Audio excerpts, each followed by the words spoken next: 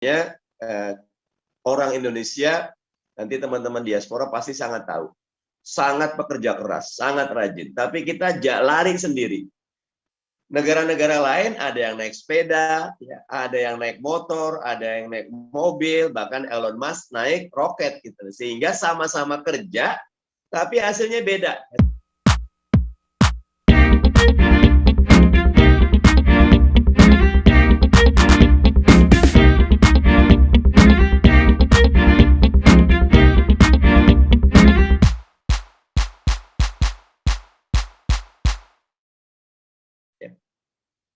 Poin kedua tentu sistem. Di poin ini, nyuwun sewu buat teman-teman diaspora, saya termasuk pendukung gagasan sebetulnya sebelum multi citizenship, kita dual citizenship dulu ya.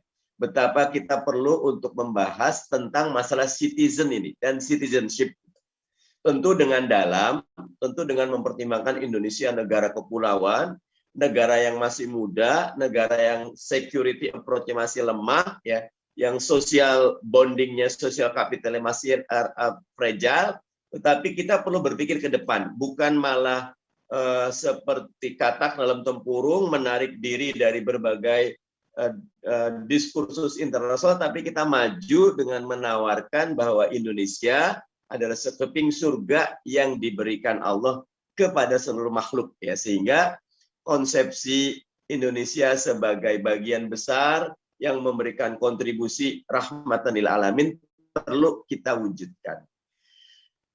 Undang-undang duit kewarganegaraan, saya sempat berbincang dengan teman-teman Kemenlu, mereka agak ketakutan karena memang agak susah kita memajukan satu gagasan, satu ide yang fundamental, yang substansial, yang kadang-kadang paradigmatik ketika kondisinya kita saling curiga, ketika low trust society, ketika pemerintah quote and unquote tidak mendapatkan support sepenuhnya. Kompas di Juli kemarin turun kepuasan publik ke Pak Jokowi dari 67 ke 59, berapa, hampir 60%. Nah, jadi sistem harus kita coba benahi karena memang perumpamaannya orang Indonesia, nanti teman-teman diaspora pasti sangat tahu, sangat pekerja keras, sangat rajin, tapi kita lari sendiri. Negara-negara lain ada yang naik sepeda, ya, ada yang naik motor, ada yang naik mobil, bahkan Elon Musk naik roket gitu. Sehingga sama-sama kerja, tapi hasilnya beda. Sama-sama 1 jam, durasinya di kita upah minimumnya 3 juta sebulan, katakan 100.000, setara dengan mungkin $8.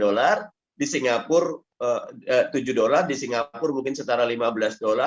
Di Jerman mungkin secara $20, sama-sama 1 jam. Sehingga kita betul-betul harus mendobrak sistem ini ya. Darren Acemoglu dalam Why Nation Fail tegas mengatakan bahwa salah satu faktor yang membuat negara maju adalah pemerintahan yang bersih, yang transparan, yang akuntabel, yang betul-betul keseluruhan fokusnya ditujukan buat rakyat. Bukan malah terbalik ya. Isoman buat DPR gitu loh, rumah sakit khusus buat DPR dan seterusnya. Itu sesuatu yang buat saya